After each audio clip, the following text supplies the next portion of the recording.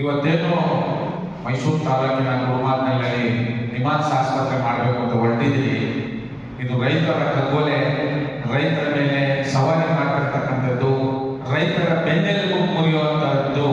ಇದು ದುರುದ್ದೇಶದಿಂದಲೇ ಉದ್ದೇಶಪೂರ್ವಕವಾಗಿ ನೀವು ಜನ ವಿರೋಧಿ ನಡುವೆ ಯಾವುದೇ ಜನರ ವಿಶ್ವಾಸ ಗಳಿಸದೆ, ಸಂಘ ಸಂಸ್ಥೆಗಳ ವಿಶ್ವಾಸ ಗಳಿಸದೆ, ರೈತ ಪರ ಸಂಘಟನೆಗಳ ವಿಶ್ವಾಸ ಗಳಿಸ್ತೇನೆ, ಮತ್ತೆ ಚಿಂತಕರ ವಿಶ್ವಾಸವನ್ನು ಗಳಿಸದೆ, ಪರಿಸರವಾದಿಗಳ ವಿಶ್ವಾಸವನ್ನು ಗಳಿಸದೆ, ಯಾವುದೇ ಸಭೆ ಸಮಾರಂಭಗಳು ಮಾಡದೆ ಸರ್ವಾಧಿಕಾರಿ ಧೋರಣೆಯಿಂದ ನಿಮ್ಮ ದಂಡಕದಿಂದ, ನಿಮ್ಮ ವೈಯಕ್ತಿಕ ಕಾರಣಗಳಿಂದ ಜನ ವಿರೋಧಿ ಕೆಲಸಗಳು ಮಾಡಕ್ಕೆ ಮುಂದಾಗಿದ್ದೀರಿ.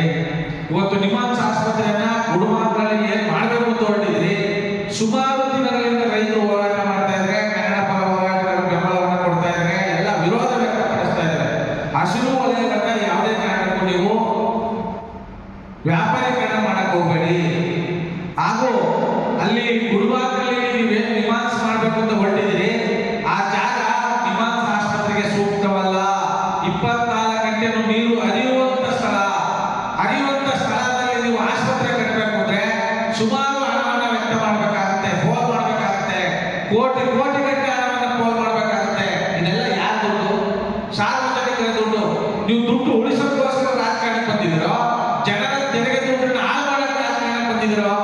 ಇವತ್ತು ಗುಡುಮಾರ್ಗಳಲ್ಲಿ ನೀವು ನಿಮಾನ್ಸ್ ಆಸ್ಪತ್ರೆ ಮಾಡ್ತಾ ಇದ್ದೀರಿ ಅಂತ ನೀವು ಧ್ವನಿ ಎತ್ತಿಕೊಂಡು ನಿಮ್ಮ ಧ್ವನಿಯನ್ನು ಅಡಗಿಸಕ್ಕೆ ನಿಮ್ಮ ವಿರುದ್ಧ ನಿರಂತರ ಹೋರಾಟ ಮಾಡ್ತಾ ಇದ್ದೀವಿ. ಆದ್ರೂ ಬಂಡತನವನ್ನು ಪ್ರದರ್ಶನ ಮಾಡ್ತಾ ಇದ್ದೀರಿ. ನಿಮಾನ್ಸ್ ಆಸ್ಪತ್ರೆ ಮಾಡಕ್ಕೆ ಅಂತಾನೆ ಮೈಸೂರಿನ ಮುಂದೆ ಇರ್ತಕ್ಕಂಥ ಚಿಕ್ಕಳ್ಳಿ ಗ್ರಾಮದಿಂದ ಬಸವನಹಳ್ಳಿಗೆ ಹೋಗಬೇಕಾದ್ರೆ ಸುಮಾರು ಅಲ್ಲೂ ಸಹ 500-600 ಎಕರೆ ಜಮೀನಿದೆ. ಅಲ್ಲಿ ಯಾವುದೂ ಸಹ ವ್ಯವಸಾಯ ನಡೀತಾ ಇಲ್ಲ. ಅಲ್ಲಿ ನೀರಿನ ವ್ಯವಸ್ಥೆ ಇಲ್ಲ. ಮಳೆಗಾಲದಲ್ಲಿ ಮಾತ್ರ ವ್ಯವಸಾಯ ಮಾಡಬೇಕು. ಅದನ್ನೆಲ್ಲ ಸರ್ಕಾರದ ಭೂಮಿಯಿಂದ ವಶಪಡಿಸ್ಕೊಂಡು ಸುತ್ತ ಕಾಂಪೌಂಡ್ ಹಾಕ್ಸಿದ್ದೀರಲ್ಲಪ್ಪ, ಅಲ್ಲಿ ಮಾಡಿ.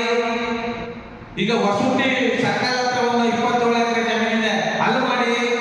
ಜನರು ಬ್ಯಾಡ ಯಾಕೆ ಮಾಡ್ತಾ ಇದ್ದಾರೆ? ಪಟ್ಟಣದಲ್ಲಿ ಜನರ ವಿರೋಧದ ನಡುವೆ, ರೈತರ ವಿರೋಧದ ನಡುವೆ, ವಿರೋಧಗಳ ನಡುವೆ ನೀವು ಮಾಡಬೇಕು ಅಂತ ಪಟ್ಟಣದಲ್ಲಿ ನೀವು ಅಡ್ಡಿ ಬಿದ್ದಿದ್ದೀರಲ್ಲ, ಈ ಆಟ ಒಳ್ಳೇದಲ್ಲ.